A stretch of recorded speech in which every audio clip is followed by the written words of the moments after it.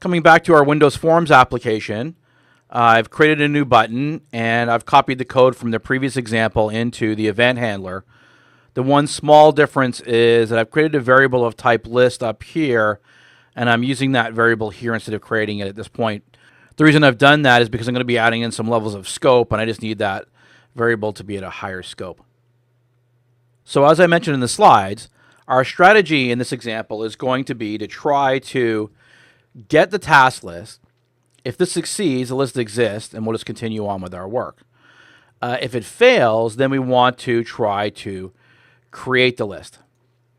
And we want this all to be done on the server with a single web service call. So to do this, we're going to use an exception handling scope. So let's just create that first. So say var scope is equal to a new exception handling scope. And this takes the client context in as a parameter to the constructor. And then we define the scope of the scope with a using statement. So we'll say using scope dot start scope here. So this defines the section of code where we'll do the server side or batch exception handling. And then inside of here, we'll have our three sections. We'll have our try, our catch, and our finally. So I'll say here, whoops, I got caps lock on.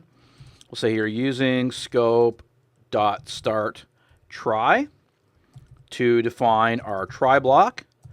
And then we can just copy and paste this a couple of times. So there's our catch block, and there is our finally.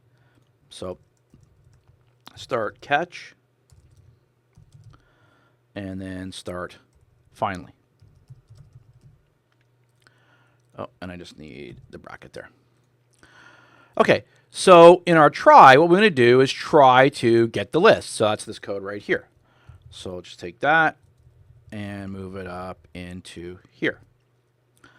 And then if this fails, then we want the code to create the list to go into the catch.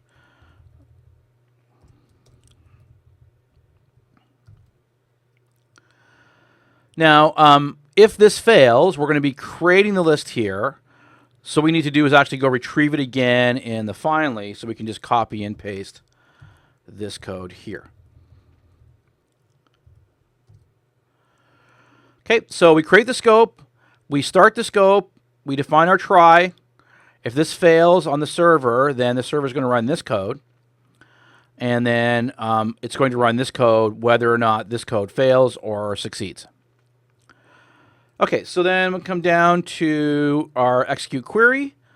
And then here in our results list box, what we want to do is write out whether or not the list was created or just loaded.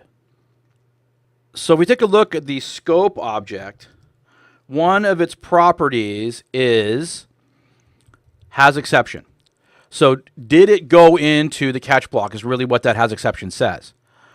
So that's what we'll check for to see whether the list was created or just loaded. All right, so I'm just going to change this code here to this. So if the scope has an exception, we created the list. If the scope doesn't, then we loaded the list. Now, obviously, this is slightly simplified code because we could have other exceptions, for example, an authorization exception. But for the purposes of the demo, this will work just fine. So we're going to write out the title of the list and whether it was created or loaded. All right, so before we go to run our application, let's just come over to our demo site and check and see, okay, there is a task list. So let's just delete it.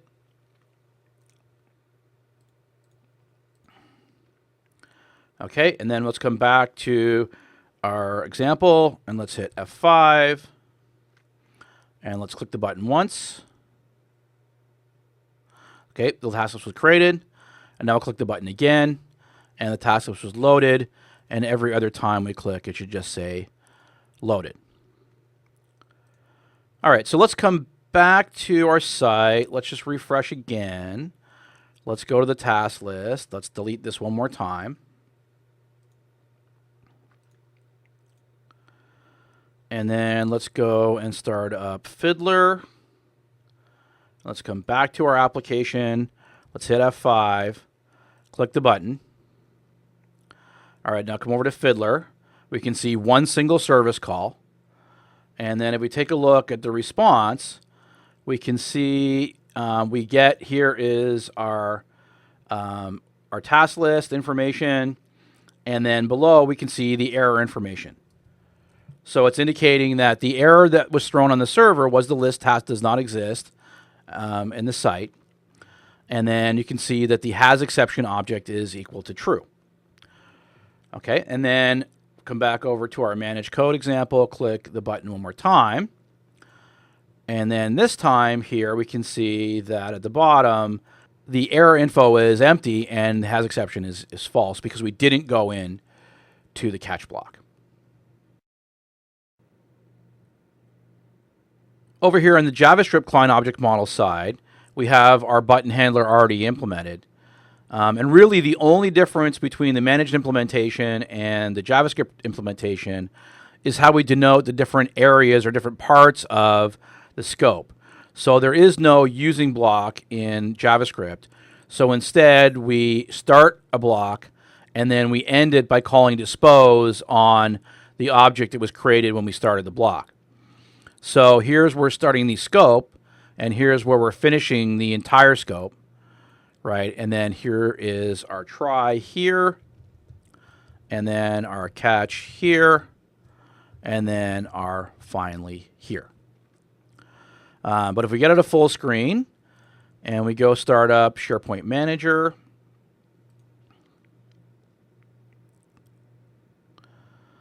and then come into the dev site and then the JavaScript demo site and take a look at lists.